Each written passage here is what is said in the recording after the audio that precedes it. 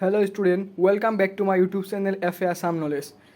তো আজি আমি এইটো ভিডিঅ'ত আলোচনা কৰিবলৈ ওলাইছোঁ যে তোমালোকৰ যিটো ৰিজাল্টৰ লৈ যিটো কনফিউজন তোমালোকৰ মাজত বহুত ইউটিউবাৰ আছে, ইউটিউবাৰসকলে ভিউজৰ কাৰণে অকল যি আহে ৰিজাল্টৰ মানে ফেক নিউজবোৰ স্প্ৰেড কৰি আছে। তো সেই বস্তুটোৰ বিষয়ে আজি তোমালোকৰ লগত আলোচনা কৰিম। তো কোনোবাই যদি আমাৰ চেনেলত নতুন হৈছে তেনেহ'লে চেনেলখন ছাবস্ক্ৰাইব কৰি দিবা আৰু কাষত থকা বেল আইকনখন প্ৰেছ কৰি দিবা।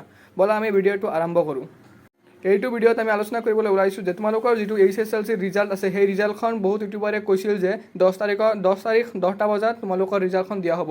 কিন্তু যোৱা 9 তাৰিখ ৰাতিত আমাৰ ডক্টৰ হিমন্ত বিশ্ব শৰ্মা ছাৰে ক'লে যে 10 তাৰিখত কোনো ধৰণৰ ৰিজাল্ট দিয়া নহয়। তো ষ্টুডেণ্ট আৰু অভিভাৱকসকলে কোনো ধৰণৰ প্ৰেছাৰ লোৱাৰ দৰকাৰ নাই। তো আমাৰ CM ছাৰে যিটো কথা কৈছে সেই কথাৰ ভিত্তিত কি গম পোৱা যায়, সেই কথাৰ ভিত্তিত গম পোৱা যায় যে যিদিনা ৰিজাল্ট দিব তাৰ আগৰ দিনা হিমন্ত বিশ্ব শৰ্মা ছাৰে আৰু নহ'লে আমাৰ শিক্ষামন্ত্ৰী ডক্টৰ অনুজ পেগু ছাৰে আমাক ধুনীয়াকৈ জনাই দিব।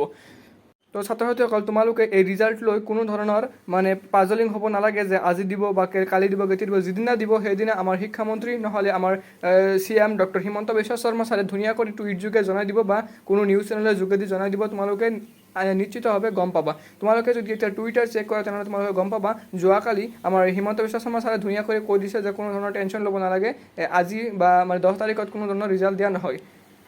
আৰু এই ৰিজাল্টৰ বিষয়ে হিমন্ত বিশ্ব শৰ্মাই ছাৰে কৈছিল যে বিহুৰ আগতে তোমালোকৰ ৰিজাল্টখন দিয়া হ'ব। তো বিহুৰ আগতে ৰিজাল্টখন দিব পাৰে মানে নিদিব পাৰে, ডাইৰেক্টলি কোনো ধৰণৰ অফিচিয়েল সেনেকুৱা নটিফিকেশ্যন নাই। তো তোমালোকে এনেধৰণৰ কোনো টেনশ্যন ল'ব নালাগে যে তোমালোকৰ ৰিজাল্ট আজি দিব কালি দিব। তো যিদিনা দিব তাৰ আগৰ দিনা ধুনীয়া কৰি জনাই দিব বা সেই দিনতে জনাব পাৰে। যদি জনাই দিয়ে তোমালোকে নিশ্চয় জানিব।